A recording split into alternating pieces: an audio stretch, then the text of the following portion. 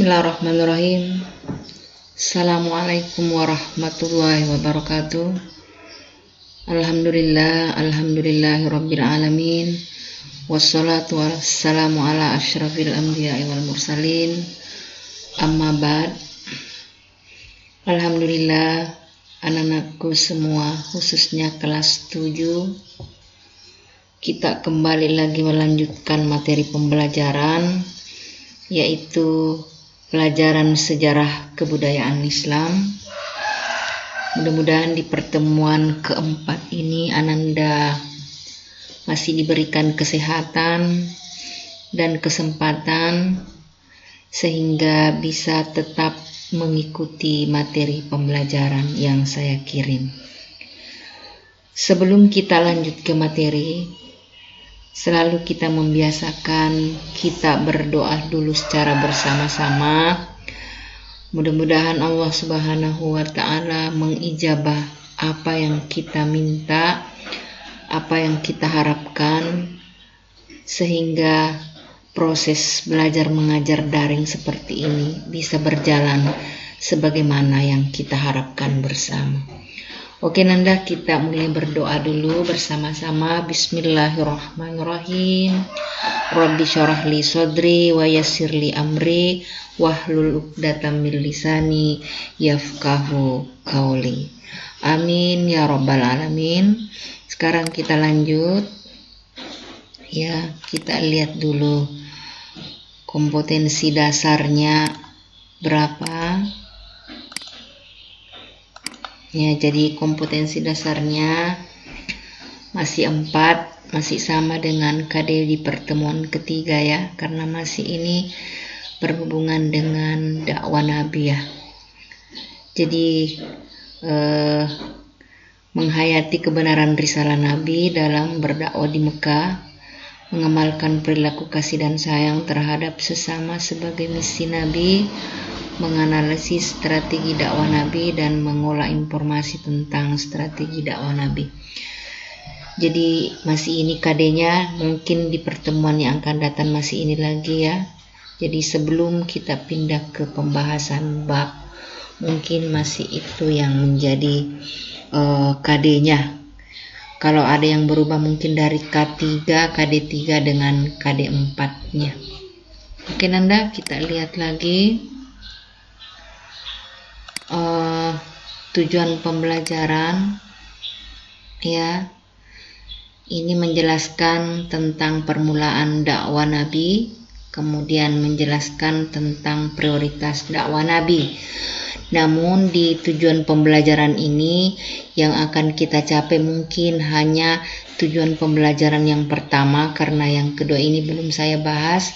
Kenapa? Karena kita sangat terbatasi oleh waktu dan saya juga mengkhawatirkan RAM dan data Ananda bisa cepat habis kalau kita jelaskan, karena terlalu banyak yang akan saya tampilkan dan penjelasannya. Saya harap Ananda memaklumi itu ya. Oke, kita lihat lagi. Jadi poin pembahasannya.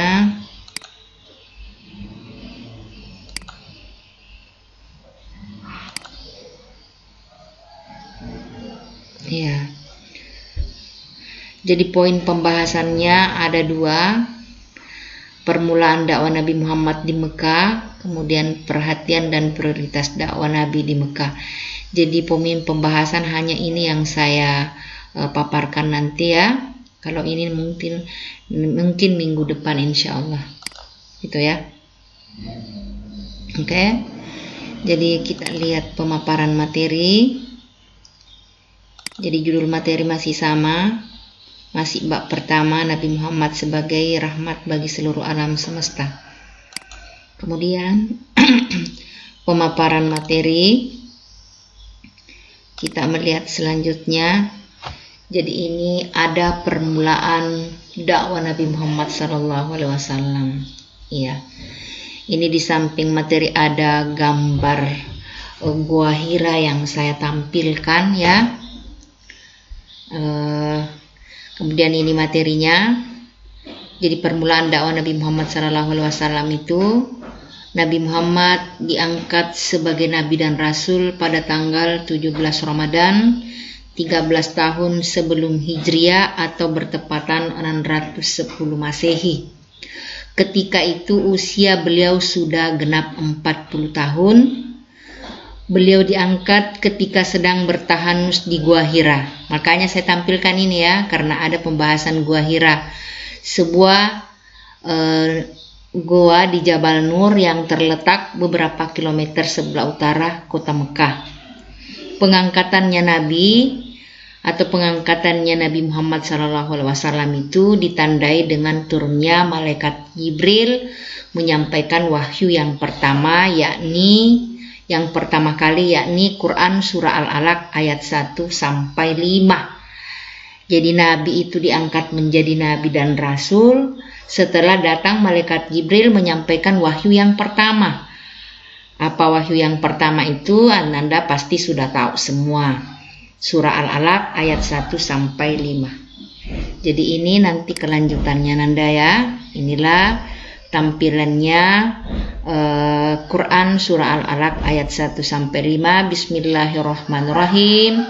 Iqra bismi rabbikal ladzi khalaq, khalaqal insana min 'alaq, iqra wa rabbukal akram, alladzi 'allama bil qalam, 'allamal insana ma lam ya'lam. Jadi inilah wahyu yang dibawa oleh malaikat Jibril kepada baginda Nabi di Gua Hira. Jadi disinilah tempatnya Nabi menerima wahyu yang pertama ini. Ini artinya bisa Nanda baca sendiri. Bacalah dengan menyebut nama Tuhanmu yang menciptakan. Dia telah menciptakan manusia dari segumpal darah. Kemudian bacalah, dan Tuhanmu lah yang maha pemurah, yang mengajar manusia dengan perantaraan kalam. Dia mengajar kepada manusia apa yang tidak diketahuinya. Jadi wahyu pertama yang turun ini menyuruh kita untuk banyak membaca. Ya, jadi Nabi sendiri disuruh membaca Nabi disuruh sendiri membaca sama malaikat Jibril ya. Disuruh membaca dengan menyebut nama Tuhan yang menciptakan kita semua. Seperti itu ya. Kemudian kita lagi lihat selanjutnya. Jadi setelah turun ayat yang pertama, dalam sejarah Islam itu dinamakan dengan nuzul Quran. Kenapa? Karena disitulah pertama turun ayat Al-Quran. Setelah itu turun lagi wahyu yang kedua, yaitu Quran surah Al-Mudaththir. Bismillahirrahmanirrahim. Ya ayyuhal mudaththiru kum fa'anzir wa rabbuka fakabbir wa siyabaka fatahhir warrujza fahjur wala tamnun tastaksiru wali rabbika fasbir. Jadi wala tamnun tastaksir wali rabbika fasbir. Artinya, hai orang yang berselimut, bangunlah lalu berilah peringatan, dan Tuhanmu agunkanlah, dan pakaianmu bersihkanlah, dan perbuatan dosa tinggalkanlah, dan janganlah kamu memberi dengan maksud memperoleh balasan yang lebih banyak. Dan untuk memenuhi perintah Tuhanmu bersabarlah. Wali rabbika fasbir, untuk memenuhi perintah Tuhanmu fasbir, bersabarlah.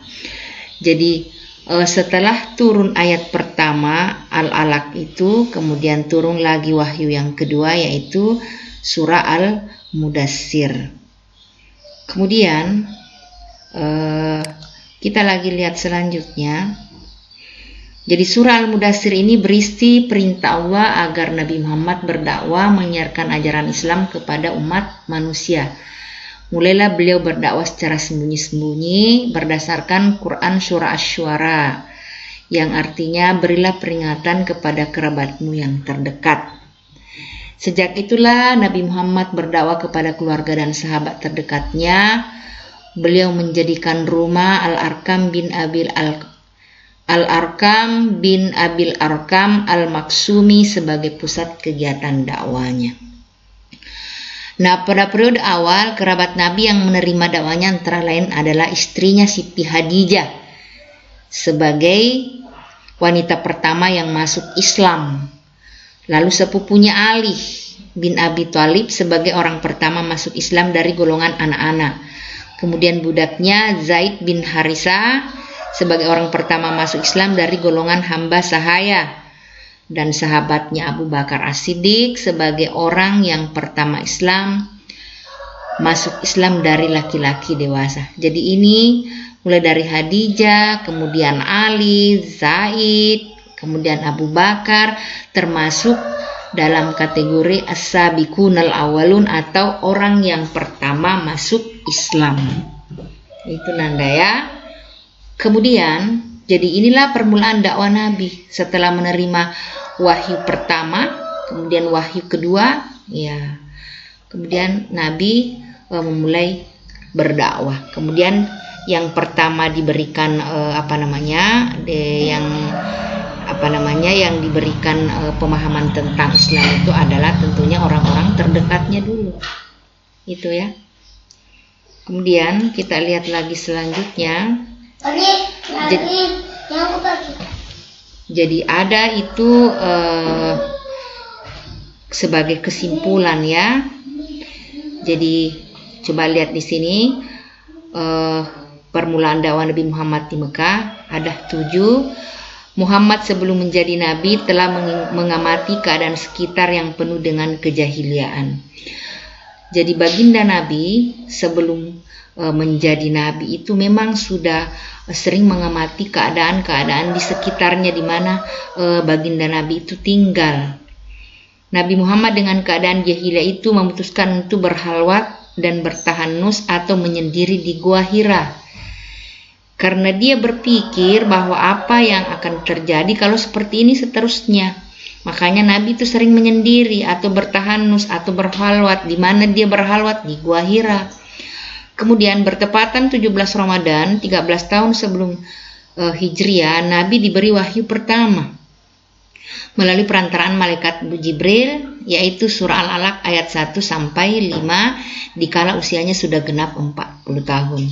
Kemudian yang keempat, Nabi Muhammad kaget dan takut dengan datangnya malaikat Jibril. Saat itu Nabi Muhammad di Gua Hira sendirian dan tidak bisa membaca, namun malaikat Jibril mendesaknya agar bisa membaca. Kemudian yang kelima, akhirnya Nabi pulang ke rumah istrinya Khadijah binti Khuwailid dengan perasaan yang sangat takut dan memintanya untuk diselimuti.